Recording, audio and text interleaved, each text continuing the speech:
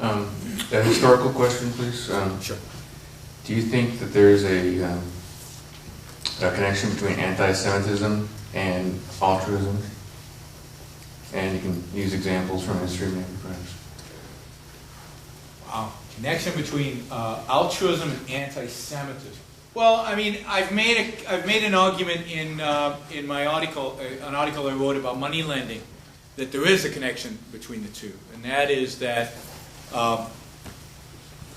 during the Middle Ages, the Dark Ages, and then the Middle Ages, there was a prohibition on Christians to lend money and borrow money at interest, which is basically, that prohibition is rooted in altruism, because the idea is that if I charge you interest, I'm benefiting at your expense, and if you need money, I should be willing for free just to give you the money, because that's a charitable Christian thing to do.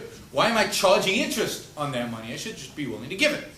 And the fact that I'm charging interest is selfish, is wrong. And there's this biblical prohibition that says that you shall not charge interest from others, I think rooted in this altruistic notion.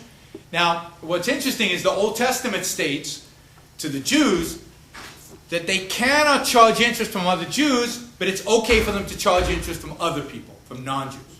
That's in the Old Testament. So Jews were money lenders during the early part of, during Europe in the Dark and Middle Ages.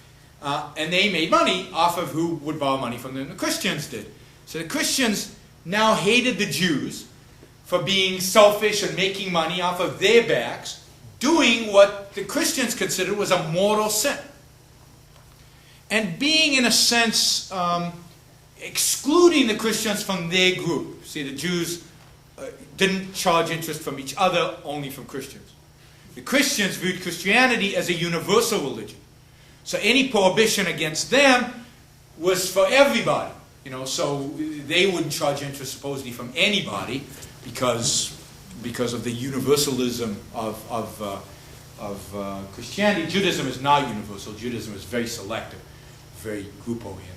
So I think that the roots of anti-Semitism lie in the money lending practices of the Jews in that period, or some of the roots lie in those practices. I think the Jews in general have been tainted over the centuries as selfish, as money grubbing, as as interested only in wealth. And Christian altruism, which views that negatively, the idea of selfishness, so that only reinforced the anti-Semitism. So I think altruism, the fact that the Jews were so successful in places like Germany and Central Europe, created altruism. Creates envy because other people are successful and they're not giving back enough. Altruism creates this envy, and much of that envy was targeted towards Jews. So yeah, I definitely think there is a connection between altruism and anti-Semitism. You would never have anti-Semitism in a rationally egoistic society. Somebody else's success is not a threat to me when I'm an egoist. When I'm an egoist, I'm interested in my success, in trying to achieve the best that I can achieve. If somebody else is creating wealth, that's good for me, because I'm benefiting from the wealth they're creating. How are they creating the wealth? By creating values that I want to consume, that I want to trade for. So rational egoism, individualism generally, is anti-collectivist, anti-viewing people as groups, and anti-viewing somebody else's success as a threat to oneself.